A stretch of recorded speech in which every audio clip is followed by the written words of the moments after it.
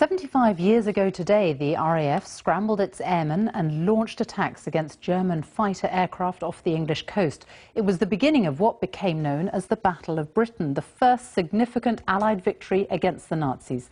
Today, Spitfires and Hurricanes took part in a flypast over Buckingham Palace to mark the anniversary. The Queen and other members of the royal family watched on from the balcony, as Nick Hyam reports. They were changing the guard at Buckingham Palace this morning, but the uniforms weren't Brigade of Guards red, but the blue of the RAF. Winston Churchill famously called them the Few, the young fighter pilots who scrambled daily to attack enemy planes in the summer of 1940. It was the RAF's equivalent of the Navy's Trafalgar or the Army's Waterloo, a decisive victory which changed the course of history. A battle fought in the sunny skies over the English Channel and southern Britain to forestall a threatened German invasion. The man leading today's flypast called it an honour to salute the veterans of the Battle of Britain.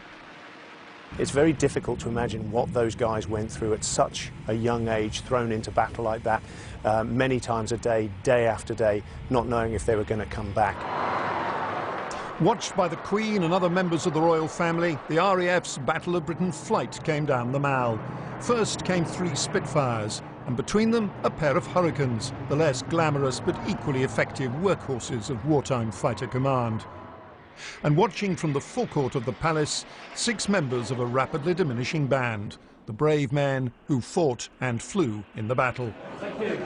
Afterwards, lunch with the royals and a group photo, though an impatient Prince Philip used some robust naval language when he thought the photographer was taking too long, to the apparent embarrassment of his grandson. But the veterans had no doubt heard worse and were happier to remember the camaraderie and confidence of youth. Paul Farnes was 21. He flew Hurricanes and shot down more than a dozen enemy planes. One felt completely confident.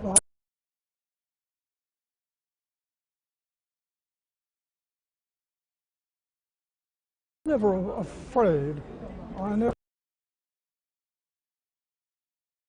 slightly apprehensive occasionally, but never much. Men like